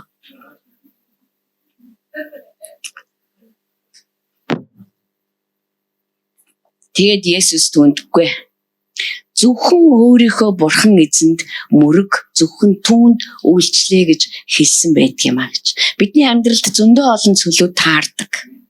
Тэр цөл болгон цөл бүрт биднэр гачигдал дутагдлаар дүүрэн байдаг. Гачигдал дутагдлаар. Яг л цөл бол дутуугийн газар байхгүй юу? Байхгүйгийн газар байхгүй юу? Авраам 25 жил цөлд байсан. Гэхдээ насаараа тэр цөлд амьдэрсэн л та харах юм бол Канааны нутгийг ингэж одоо хэрэн хэсүүчилж амьдэрсэн. Гэтэ сүнсний хувьд бол бүтэн 25 жил тэр нэг цөлдөө байсан байхгүй юу? Тэр цөл нь юу вэ гэхээр хүүсэр байдлын цөл байсан. Хүүхэд хүлээж ирсэн шүү дээ тэр чинь. Яг л Бурхан өөрөө үгээ өгсөн байхгүй юу? Би чамд хүү өгнө. Тэр чиний үрээр бүх дэлхий өрөөгднө. Тэр нь Авраам Исаак хоёроос төрөх биш. Авраам Сара хоёроос төрөх Исаакийг чилжсэн, ирэх Есүс Христийг чилжсэн. Тэгээ тийм амлалт ирсэн. Тэгээд нөгөөд чинь тэр дээрээ тэр амлалтын дотор гаццсан. Яаж ч оролдоод хүүхэд гарахгүйсэн. Байхгүй. Бусад юм болоод идэг ганцхан хүүхэд л байхгүй. Тэгээд яасан бэ гэхээр нэг удаа бүр одоо эхнэр нь бүр дэвчээр алдар. Бүү дандаа үний тооцоо. Тэгтээ Бурхан Авраам руу ирж үргэлж ярьдаг байсан. Амлалт твэр шүү. Би чиний биеэс төрөх хүүхдийг өрөөх болно. Энэ газар нутаг чиний өөр удам их байх болно. Чиний өөр удам биш дээ нэг биш заяа. Бүр тэнгэрийн одоо чи бүр газар далайн эргийн эс шиг бүр нэг шин бүр дагуулж гараад чи тэнгэрийн оддыг тоолж чадахгүй. Чи далайн эсийг тоолж чадахгүй. За тэгвэл чиний өөр удам тийм их бай. Тоолж томшгүй. Томшгүй их байх болно. Баян ярьсаар л байсан. Тэгтэл Авраам үнэхээр нэг өдөр хугасрсан. Цаашаа чадахгүй юм байна. Эхнэр нь түнд хэлсэн шүү. Үгүй. Чи яг буруу ойлгосон. Надад цөлийг туулаа явж хат ийм дуу хоолойнууд хамгийн хэцүү идэг. Хамгийн хэцүү. Би бусад бүх одоо тэр дутагдал гачиглыг би даван туулж чадна. Харин хөндлөнгөөс ярьж байгаа дуу хоолойнууд үнэхээр хэцүү. Бүр атах гэдэг байхгүй юу бүр. Бүр ингээл бүр яг дагах гэдэг байхгүй айгу хэцүү. Зүгээр л хагаараас югт гаргачихлаа. Ялгаа юу гэдгийг чиний биеэс л төрсөн шүү дээ. Ялгаатай байгаа байхгүй юу. Дараад нь тэр маш их хүн төлсөн шүү дээ. Тэгээд тэр цөл дотроо цөлд алхаж явахдаа хэдийгээр Бурхан түүнтэй ярьж амлалтаа баталгаажуулж ирсэн ч гэсэндээ үнэхээр одоо өстө яг нөгөө юу дэвчээрийн утас тасардаг чинэн дээрээ байж хад диавол зүгээр л Сарагаар ярьчихж байгаа байхгүй. Тэгээд тэр Ишмаилыг төрүүлдэг. Төрүүлснийхэн дараа стил нөгөө цөлдөөл байгаа шүү дээ нөгөөдөг чинь. Ерөөс цөлөөсөө гарахгүй байгаа. Уг нь Исмаил төрчүүл гарах гэдэг байгаа байхгүй тий. Тэгэл нөгөө амлт биелэл нөгөөдөг чинь яаж үрчдэг байдгийг ингээл үр хөвгтөн тэнгэрийн яваад далаа хэлсэн ширхэг шиг болоод амар болоод ингээл ямар ч юу ч явагдахгүй бүр дээр байдгаа бурхан чимэг болцсон. Бүр таг болцсон бүр 13 жил. Тэгээ Авраам мэдгүй Авраам ямар нөхцөл байдалтай би бол яагаад гэвэл бурхан 13 жилийн дараа түүний өмнө гарч ирэхэд Авраам зүгээр л нүрээрээ үхэдхийн унав гэж байгаа уртал. Тэгэхээр тэр бол бүр нэрэл хүн хүсэдээсэн юм олж авлаа гэд тэр байхгүй бол амьдрдгүй юм байна гэдгийг л тэр ухаарсан баг. Өслөө гэд ууган хүүгийн ирэхээ худалдаж болдгүй юм байна. Өв залгамжлаа зарж болдгүй юм байна. Яаж ч амлалтыг өөрийнхөө арга замаар гүйцэтгүүлээгээ гүйцэлддэг юм байна. Энэ зөвхөн түүгээр л бүх юм явагддаг юм байна. Энийг бүр ястаа чинээндээ тултлаа ойлгосон байна.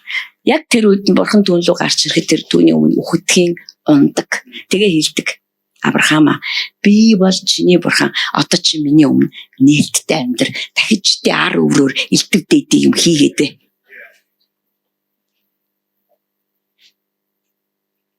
Тэгээд Исаак төрсөн. Харин бурхан яасан бэ гэхээр одоо Ишмаилыг явуулаа гэсэн.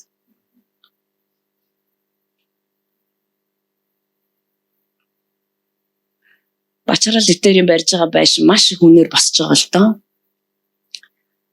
Тэгээд би зааваа. Энэ магадгүй бид нар зүгээр өөрсдөө хүссэн учраас барьсан баха. Тийм л учраас юм хэцүү байгаа. Та энэ ямар нь өрөөл мэд. Надад одоо энэ зураад ах юу ч алга. Надад нэг л хүслээ. Би тантай л амьдрдаг, би тантай л амьдрмаар байна. Хаана амьдрах нь нэг надад тийм чухал санагдахгүй. Танаас биш юм бол та амьд хүнийг хүртэл авсан шүү дээ. Ишмаилыг явуул гэсэн. Авраам тэр ч одоо хүн шүү дээ. Байшин биш байхгүй юу? Тэг хэрвээ үнэхээр та би зүгээр л танд өргөж байна. Надад үүндээ ёстой ямар ч тийм таталдах юу ч алга. Барайд орно, барихгүй байна уу? Одоо би ганц л юм хүсэж байна. Би тантай амьдрахыг л хүсэж байна. Гүйцээ. Харин тантай амьдрахад надад саад болж байгаа бүхнийг би бүр үнэхээр хаймаар байна. Хүмүүсийн дуу хоолой ямар нэгэн буруутгал дүгнэлттэй ийм байсан учраас тийм болсон, тийм байсан учраас би юус энэ надад үндэ хамаалга. Та зүгээр ямар би одоо таныг л харж. Би одоо ямар очиод тэр байшин галтан шатааж болохгүй шүү. Би түүний хүслийг мэдмээр байна. Тэгэхээр хэрэг бурхан тэр цүлд байхад минь над руу ярьсаар байгаа бол арга зам байж л таараа. Тэнд хүч чадал байж л таараа. Хариултууд байж л таараа. Ганцхан би тэр үгээр нь хооллох хэрэгтэй байхгүй юу? Тийм учраас Авраам тэр цүлд байхдаа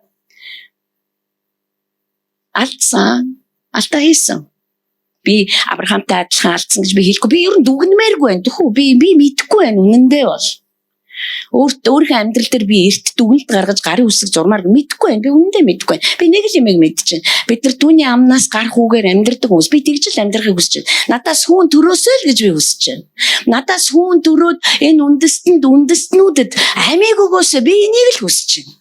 Миний юутай байсан, юутай байх, юутай болох энэ тэртэй дэргүү би тэрийг санаа тавина гэдэгт итгэж байна. Тэр цаг болгонд нь санаа тавьж ирсэн. Миний гэр бүлийг тэр юугаарч дутаагаагүй. Тэр байгаа учраас бид хоёр тав тух дотор амьдардаг. Тэр байгаа учраас амар тайван бид хоёрыг үргэлж хучж байдаг. Тэр байгаа учраас шүлсээ гоожуулаад унтдаг. Би тэрийг л алтмааргүй. Тэрнтэйгээ л амьдрмаар байна. Надад яг одоо бодогдож байгаа юм бол. Тэгэхээр диавол биднийг яг ингэж хуурахыг хүлээж идэг. Бүр анжидаг гэсэн үг. Бүр биднийг юу ч хугалж болно ш. Хамгийн наацх юм бүр одоо хэрэглээ хугалж болно ш биднийг. Бидний хамгийн хүсдэг юм маань ирэхгүй байхад бид нар хүн чинь хугардаг л ахгүй нүү. Хүлээлт нь одоо талаар нэг болохоор хүн ундаг л ахгүй та. Тэрийг яг хүлээж идэг. Гэхдээ Бурхан одоо Колосын намдэр бичсэнчлэн Есүс Христ хүүгээрээ дамжуулаад Тэнгэр элч нарыг див дивээр нь англиар нь цол хэрэгмээр нь бүтээсэн гэж байна шин. Тэгэхээр диавол чинь өөрийнхөө бүтээгчдээр хурж ирчээд бүтээгчээ сорж шүү дээ одоо. Сорихыг нь зөвшөөрж шít Бурхан. Зөвшөөрж яа ойлгож байна уу? Бидний амьдрал тохиолдож байгаа зүйлсийг тэр зөвшөөрсөн учраас тохиолддог. Тэр яагаад гэвэл тэр биднийг дагуулж гарна хамт байна гэдгээ тэр өөрөө мэддэг. Бид нар мэдэхгүй паниктж болох л доо. Гэхдээ тэр өөрөө мэддэг. Тэр бидний дотор ямар их баялагийг суулгасан бэ гэдгээ тэр мэддэг. Тэр зүгээр ч нэг биднийг тавиа явуулчихгүй шүү. Бид нар бол Есүс Христ гэдэг шавхагдшгүй баялагийг дотроо тээдэг хүмүүс. Амар тайван нь шавхагдахгүй, баяр хөөр нь шавхагдахгүй, магтаал хүндэл нь шавхагдахгүй, амин шавхагдахгүй. Энийг зөвөр Бурхан ингээ хаяа явна гэж та бодож байна уу? Хизээж үгүй тэр Бурхан өөрийнхөө юмсын дээгүүр манжээдэг байхгүй юу? Та дээр хичнээн фейлдээд, хичнээн алдаад, хичнээн дампуураад мянга түмэн Исмаилыг төрүүлсэн ч тэр бидний дотор ямар нэг юм хийсэн л бол тэрийгэ заавал манна. Нэг л өдөр бидний өмнө гарч ирнэ. Тэгээ хэлнэ. Одоо болоо, одоо зогс. Одоо наа дампуурлаа зогсоо. Одоо би чамайг авч явна. Тэр цөл бол үнэхээр сайхан газар биш гэж юу? Өөр хаанч бид нар тэгж сургагдахгүй. Христэд итгэлээ хамаг юм сайхан болно гэдэг чинь худал үг. Би танд өөрөө батлан хэлье. Христэд итгэнэ гэдэг бол бүр Христ дүр төрхтэй болохын тулд хүн алга болно гэсэн үг. Энд чинь амар үйл явц дундуур гарна. Амар юм шиг мөрчлө гайхалтай үйл явц дундуур гарна. Тийм учраас буяад ерөөсөө айх юм байхгүй чамд. Бид нар ийм явн дундуур гарахгүйгээр яаж хүүгийн дүр төрхтэй болох гэсэн. Зүгээр хамаг юм нь асгарж идэг төхөө эдийгэнгүүд хоол нь асгараад, өмсөйгэнгүүд хувцас нь асгараад, гуталгэнгүүд гутал нь асгар. Энд чинь зүгээр л нэг те хүүхдээ хүмүүжүүлж чаддаггүй тэгээд өөрсдөө байгаа хөрөнгөө яаж зарж үрхээ мэддэггүй. Тийм л мунхан хүмүүсийн ажил үсттэй. Өг гэснийг нь өгөөд, ид гэснийг нь идүүлээл, уу гэснийг нь уулгаад ингэ байдаг. Харин Бурхан бол тийм биш. Бурханы зорилго юу гэхээр ертөнцийн суураас би энэ хүнийг бүр нэрээр нь дуудаж гаргаж ирээ. Би бүр хүүтэг адилхан болох гэж шийдсэн. Тэгэхээр хүүтэг адилхан болохын тулд хүүгийн явсан замаар явахгүй бид нар өөр хаагур явах юм. Тэр биднээсийг цөлөөр явж хахад зүгээр л амьдралын аарсаар эсвэл хүний амьдралтай холбоотой ямар ч асуудал бүдэрхээргүй болтол бидэн лөө ярьдığım аа. Замчлалтığım аа. Тэгээ бид нар энэ сорилтыг туулаад гараад ирэхэд дараагийнхан гарч ирдэг байхгүй юу? Энэ нь сайн. Яг л Бурхан намайг энэ одоо ингэдэг болов тэгдэг болов гэж шалгаад байгаа юм биш.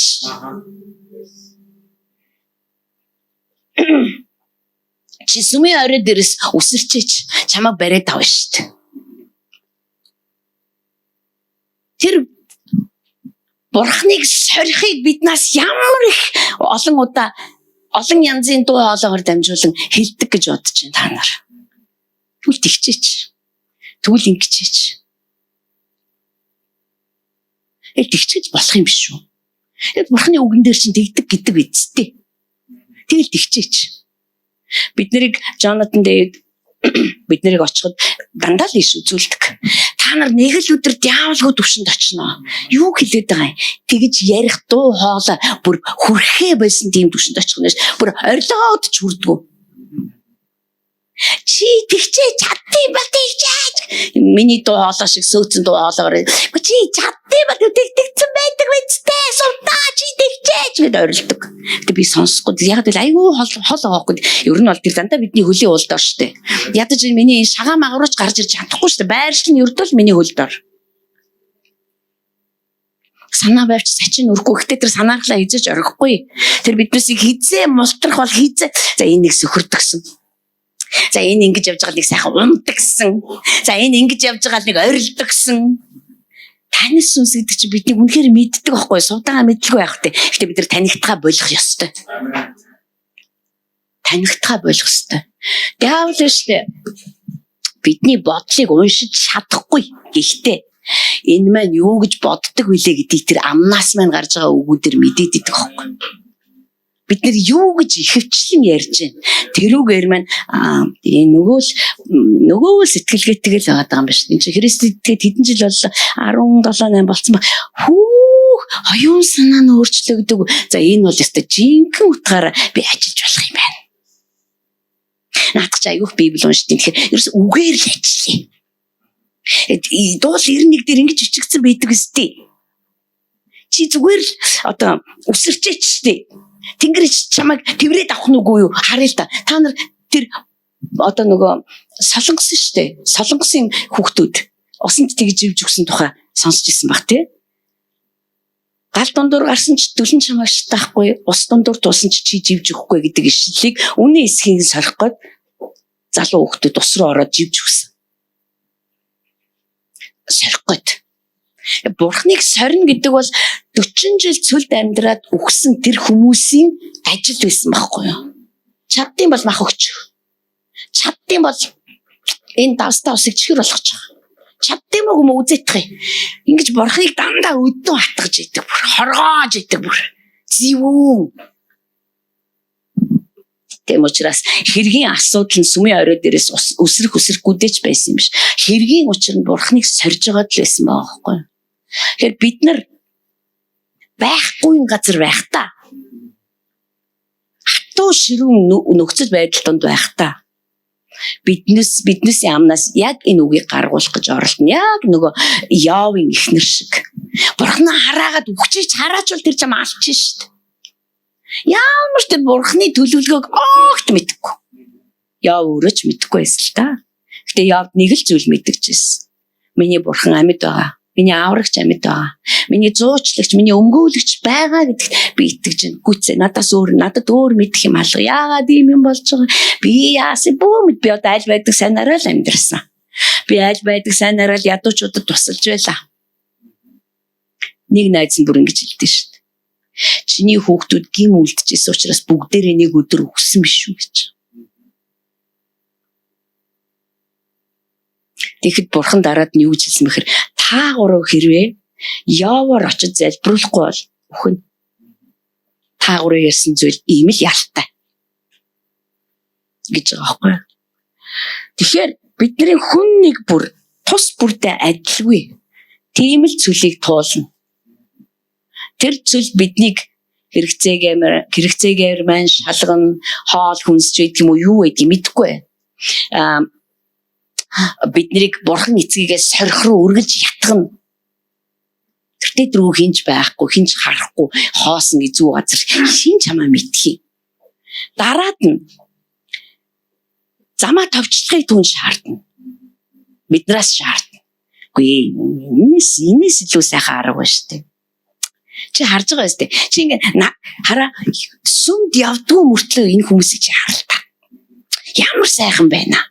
Чи зүгээр л айгүй олон удаа тийм бодлууд бид нар л шийддэг. Яг би өөрөө бодож байгаа юм шиг. Чи зүгээр л ёо сувда чи нэр жүжигчин болсон бол чи ста үнэхээр алах байсан. Чи бол нэр амар бүр олонний танил болно. Чи бол тасарна, би бол мэдчих. Манай ангийн нэг хүүхдийн амар бүр хилээдсэн баг. Вэ сувда чи бол тасарна. Чи юу би бол чиний дотор маш их авьяас байна гэж хардаг мартаг гэж яриад байла тэнд. Тэр бидэнд өөрт нь мөрөгийг үргэлж шаардна. Тэр газарт, тэр уйлралт. Тэгэхээр зүйл чинь тодорхой уйлралтай байх нь шүү дээ. Одоо бидний өсөлтөөс хамаарат. Гэхдээ бид нар ариун сүнсийг нэрэл хувцас мэт өмсөх юм бол тэгээ бид нар дээрээс нь юу ч болж исэн, ямар ч цөл байна уу, ямар ч баян бүрд байна уу, юу ч болж исэн. Би түүний хүүхэд нь. Би бүр гавья байгуулаагүй байсан ч хүүхэд нь. Би бүр юу ч нэг ч өвчтөе үнийг идгээгүй байсан ч хүүхэд нь. Би одоо би өртөө байсан ч хүүхэд нь одоо яах вэ? Яалт ч арга алах тийм ээ. Би хүүхэд нь. Одоо энийг болиулъя гэхээр одоо би тэнгэрийг болиулж болохгүй шүү дээ. Бүх бичиг баримтыг устгуулж чадахгүй шүү дээ. Бүх тэр миний төрсний гэрчлэгийг устгах гэж чадахгүй байхгүй юу? Яадаг ч байсан би хүүхэд нь. Энэ л бидний хамгийн гол мессеж байгаа байхгүй. Бид нар түүний хүүхдүүд, бид нар алдсан байж болно, бид нар гэр бүлээсээ салсан байж болно, бид нар одоо архичин болсон байж болно, буцаагаас сэргээгдсэн байж болно, бид нар шоронд орсон байж болно. Яасан ч байж болно.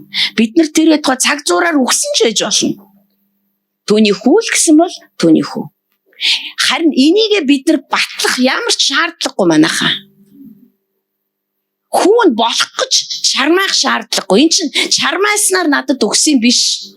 Эсвэл бурхан энэ төрсний гэрчлэгээ чи энд надад байна. Чи ингээд дахиад 2 жил чармаачвал би яг өгөх гээд юм гэдэм биш. Тэр чинь зүгээр Христ жоохон хүүхэд Мариагаас дөнгөж төрөхтөл өнөөдөр миний хүү төрлөө. Чи надаас юу авах вэ? Үндэстнүүдийг өв болгож авах уу? Тэвүүдийг өв залгаж авах уу? Яах вэ? гэж хэлжсэн шүү дээ. Тэгэхээр бид нар бол түүний хүүхэд. Бид нар Христэд итгэсэн тэр л мөчөөс эхлээд бид нар түүний хүүхдүүд болсон. Хүүхэд нөөс учраас тэр биднээсийн одоо нэг удаа бид нар ярьжсэн тэр биднээс хүүгээ хардаг учраас түүний хайр бидний дээр үргэлж оршдог. Хүүгээ харахаар л хүү харагддаг байхгүй юу? Хүүгийн хүлээгээд авчих. Түүс нэг тийм сувтаа царайлаг морийлог дааж өрөөсөө биш. Эсвэл царай муутай ивэн царай муутай амьда царай муутайчуудыг би илүү хайрлаад идэг байхгүй юу гэдэг утгаараа ч биш. Хүүн харагдаад идэг байхгүй юу? Тэр хүнээс, тэр хүний амьдралаас бид нар түүний нүдэнд юутай таалалтай гэж хүүгээ харж штэ. Хүүгийн дотроо тээж штэ бид нар чинь. Бидний ч одоо Библиэлд алдрын сав гэж нэрлсэн чинь зүгээр цаасан малгай өмсөх гэж хэлээгүй байхгүй. Бид нар алдрын сав юм. Одоо бид нар тэр цөл дотроо л алдрын сав шиг алхаад явж байгаа хэрэгтэй байхгүй юу? Бид нар хиндэж юуч батлах шаардлагагүй. Есүс Христ тэр 40 өдрийн мацаг барилтыг өөрийгөө батлахын тулд туулаагүй. Диаволд үзүүлэхийн тулд туулаагүй тэр. Тэгээ харин дараад нь диавол бүр аргаан бараад түүнийг орхихдоо за дараа нэг мөч ирнэ надаа гайгүй.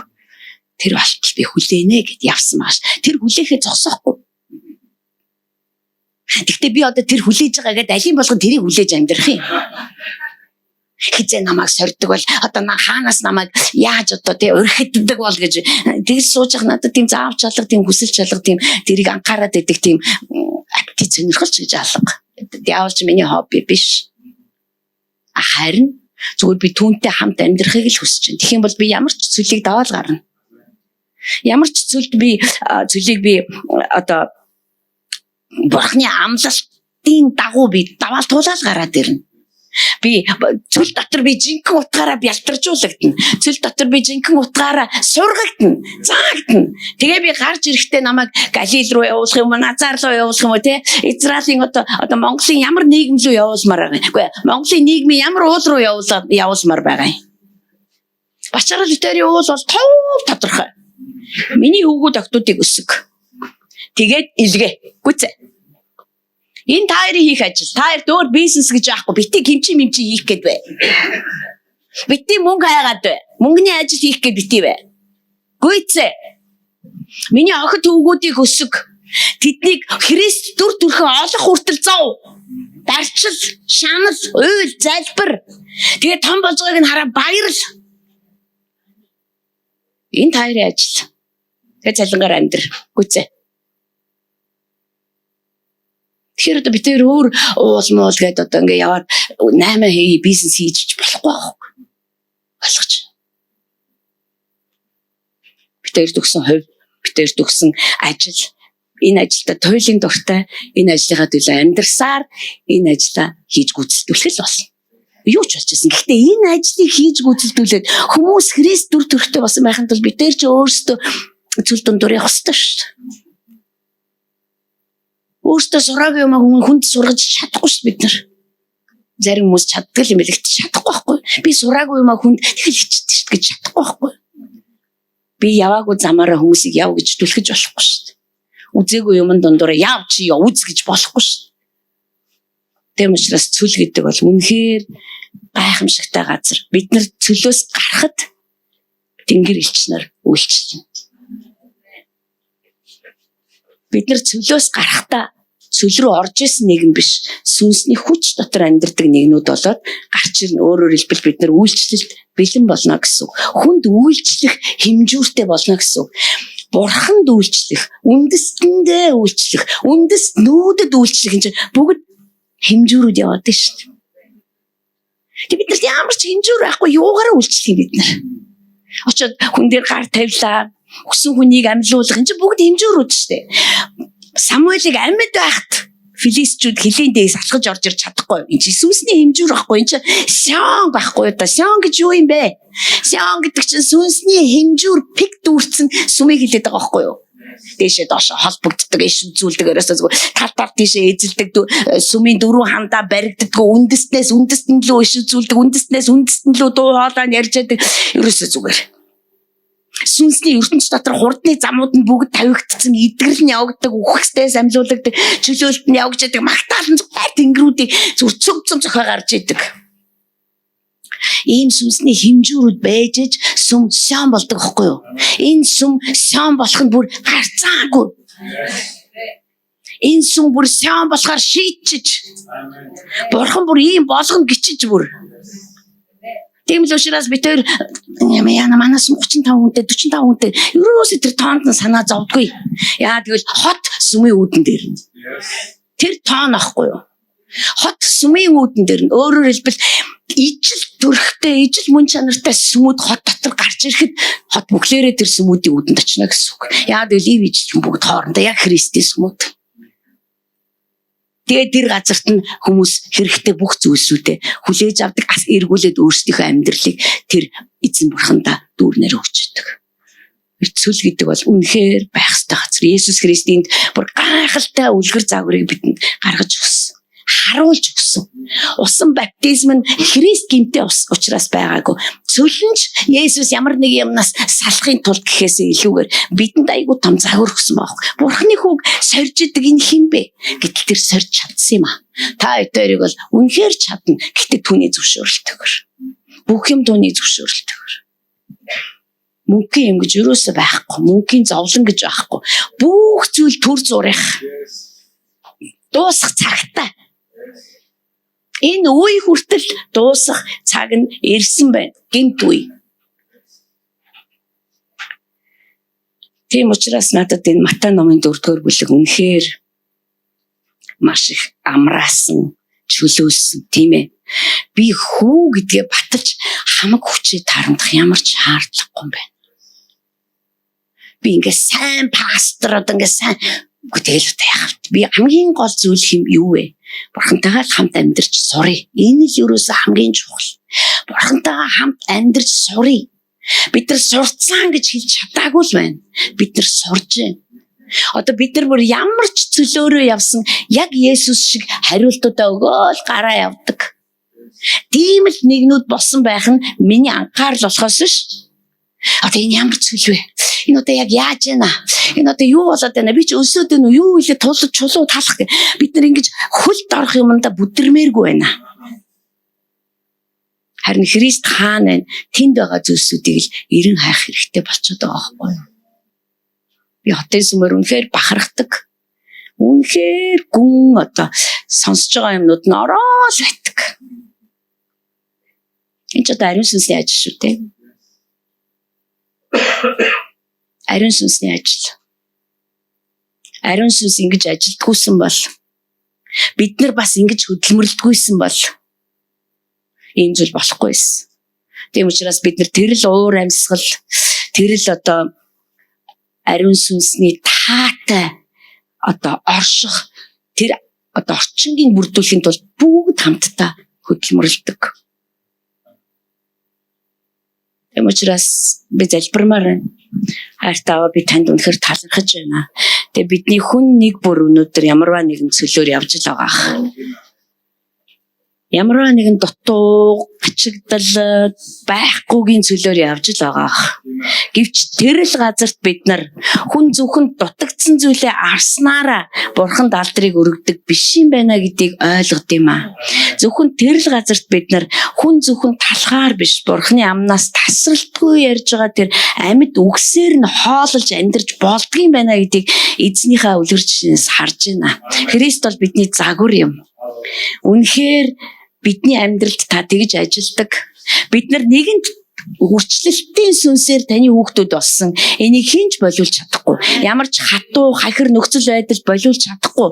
Ямар ч диавол бүгд чөтгөр энийг болиулж чадахгүй. Хинж биднийг чи бурхны хүүхэд биш ээ гэж хэлсэн ч бид нар бурхны хүүхэд хэвээрээ л байна. Бид нар ямар ч гайхамшиг үйлдэггүй байсан ч бурхны хүүхэд хэвээрээ. Харин тантай амьдрах, тэр эцгийнхээ гэрт хүүн юм шиг амьдарч сурах хэрэгтэй болж байна аава. Та бидэнд үнэхээр туслаач. Та энэ газар зогсож байгаа эрэгтэй эмэгтэй хүмүүс та бидэнд туслаач. Энэ цүл дотор үнэхээр танаар амьдрахад минь та туслаач. Тантай амьдарч эхлэх юм бол цүл баян бүрд болно. Тантай амьдарч эхлэх юм бол өсөглөө юу ч биш болно. Тантай амьдарч эхлэх юм бол айгүй хол харагдаж байгаа тэр ирээдүйч туйлын ойрхон харагдана. Бид нар таныг сорихоосоо ч имээдэг байхад суралцах болно. Бид нар алхаж яваа замаа товчлох арга залинд биш, харин тантай хамт алхахад зарцуулах болно. Та бүр үнэхээр гайхалтайгаар биднийг дагуулдаг. Таны гар дор бид нар бүр хүүгийн дүр төрхтэй адилхан болж өөрчлөгддөг учраас бид нар таньдаа үнэхээр талархаж байна.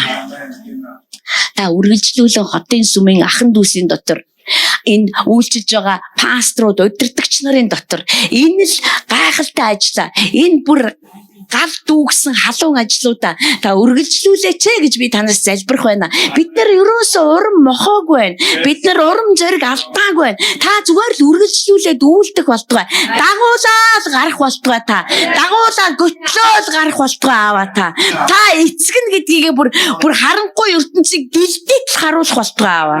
Харин бид нар энд ч юу ч батлах шаардлагагүй юм аа. Бид хүүгийн цусаар худалдаж авагдсан. Энийг хинч болиулж чадахгүй. Хүүгийн цус хүүхдүүдийн өмнөөс, бидний өмнөөс, бидний төлөө, бидний талд ярьдаг учраас сүрдүүлдэг, дайсныг дуугүй болгодог, харанхуйг чимээгүй болгодог учраас бид нар нэг л өдөр диаволгүй төвшөндөө гарсан байх болно. Харин одоо энэ чимээнүүдэд автахгүй байхад суралцаж явна. Та биднийг чадваржуулах нь гарцаагүй. Бид нар уулуудаа эзэжих нь гарцаагүй. Боловсролт хаанчлалын огт өөр угсааны, огт өөр үйлдвэрийн тахилч нар, хаанчлагчд гарч ирэх нь гарцаагүй. Эмнэлэг, эрүүл мэндийн салбарт хаанаасаа ийм хүмүүс гараад ирдэг, хаана байсан бэ та нар гэмээр тэр хүмүүс гарч ирэх нь гарцаагүй. Танаар сургагдсан, танаар хөтлүүлээд цөлөөр явсан тэр охтууд, тэр хөвгүүдтэй гарч ирэхгүй гэж юу? Медиагийн салбарт гарч ирэхгүй гэж юу? Соёл урлагийн салбарт гарч ирэхгүй мө? Гарч ирнэ гэдэгт би бат итгэж байна. Санхүү эдийн засгийн уулуудыг зөвөр таны хөвгүүд охтууд хураах болно гэдэгт би итгэдэг. Яагаад гэвэл диаволтойгоо ирэх мэдл нь хууль бусных. Түүнийх биш. Тэр хулгайсан. Тэр залилж мэхэлж авсан. Харин хулгайч бүр баригддаг ял шийтгэлээ хүлээдэг юм аа. Бид нар өнөөдөр итгэл дүүрэн байна аваа. Та үргэлжлүүлээ яриараа. Би эзэн Есүс Христийн нэрээр ярьж байна. Амен.